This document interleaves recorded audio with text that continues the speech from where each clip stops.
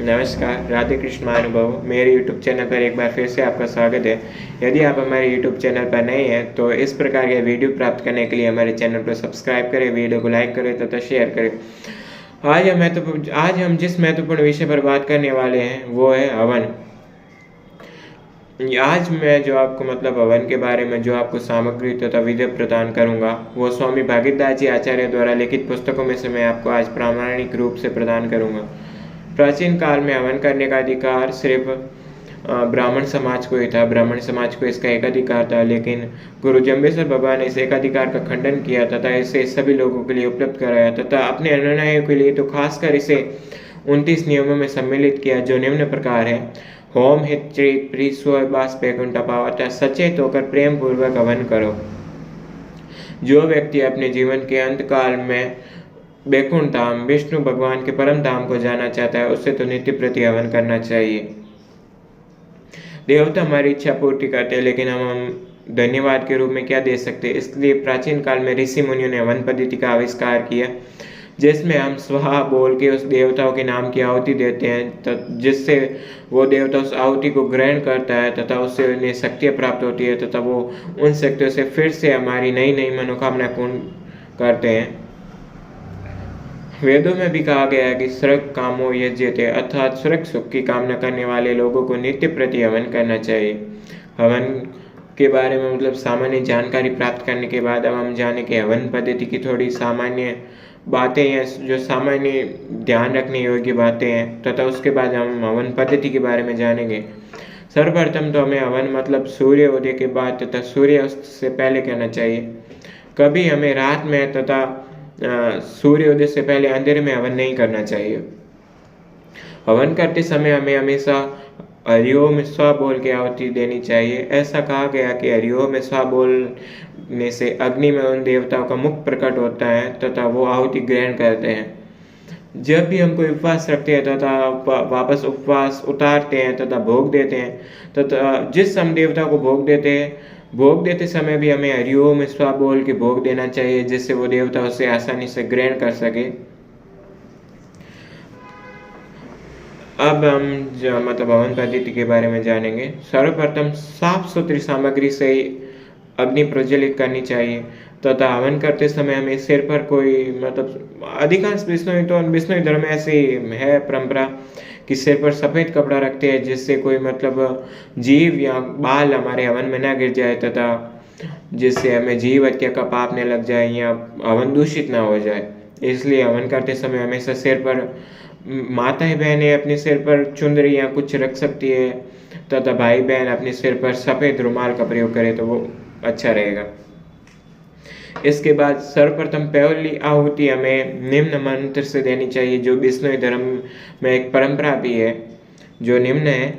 देव तृष्णा पुण्य प्रश्ना पाप नाशना, देव देखिया देव का मुख, भाग्या जन्म जन्म का दुख, दीठी जोत भागी छोत, ओम श्री जम्बेश्वर गुरुवे स्वा बोलकर हमें पहली आहुति देनी चाहिए। ये मंत्र अभी तक मुझे भी व्यवस्थित प्रकार से याद नहीं है तथा आपको अगर ये दिन ये न मिले तो मैं इस वीडियो के डिस्क्रिप्शन में ऐसे डाल दूंगा। उसके बाद हमें सर्वप्रथम संध्या मंत्र का पाठ करना चाहिए, जो निम्न है। ओम विशन विशंतु बणरे प्राणी साधे भगता उदर्णो देवला सुदाणो दासे वेदाणो मत्सोदाणो मेहमाणो, ये बोलकर हमें अंत में आहुति देनी है हरिओम स्वा बोल के। उसके उपरांत है गोत्राचार मंत्र, जो निम्न है। जदुवाश्रमम पूज्यतम सामनिदम गुणनिदम आकाशपतम सतारमम पंचपाताल मुखम रणतशिमुख। मैं ये पूरा तो नहीं बोल सकता, लेकिन इतना बोल के आपको बता सकता हूँ। इसके अंत में इस मंत्र में हमें सिर्फ एक ही आहुति देनी है अंत में। उसके बाद हमें वेदों के मंत्र है, जो है अग्नि मीले पुरोहितम यज्ञ से देवमृतम होता रत्नादातम, ओम सन्नो मित्र स वरुण सन्नो इंद्र बृहस्पत्या सन्नो रुद्रतम। ये मंत्र बोल के इसमें नाम तो लिखा हुआ है वेदों के मंत्र, लेकिन इसमें मंत्र भी अलग अलग है, तो हर मंत्र के अंत में हमें आहुति देनी चाहिए। उसके उपरांत है हवन के मंत्र जो है ओम अग्नये स्वाहा, ओम सोमाय स्वाहा, ओम प्रजापतये स्वाहा, ओम इंद्राय स्वाहा, ओम विष्णवे स्वाहा, ओम श्री गुरु जम्बेश्वर भगवते स्वाहा। स्वाहा स्वाहा बोलते समय हमें हवन में घृत की आहुति देनी चाहिए। उसके उपरांत पुस्तकों में भी लिखा गया कि कम से कम हमें 10 शब्दवाणी के शब्दों का तो उच्चारण अनिवार्य रूप से करना चाहिए, तथा अगर उससे ज़्यादा हमारी इच्छा हो तो हम कर सकते हैं, लेकिन 10 से 10 तो हमें कम से कम उच्चारण करना चाहिए। तथा अंत में हमें शुक्ल हंस मंत्र का जाप करके आहुति देनी चाहिए, जो निम्न है ओम श्री गढ़ मोतपुर पाटन भुइना गौरी मैंने डेवड़े अवतार लियो। इस मंत्र को धीरे तथा लयबंद से बोलने पर इसका मतलब अधिक प्रभाव आपको दिखाई देगा। ये हमारे मतलब शुद्धि के लिए है शुक्ल हंस मंत्र। तथा उसके उपरांत 29 नियम तथा आरतियों द्वारा मतलब हवन का समापन किया जाता है, जो हम हमेशा घर में करते हैं।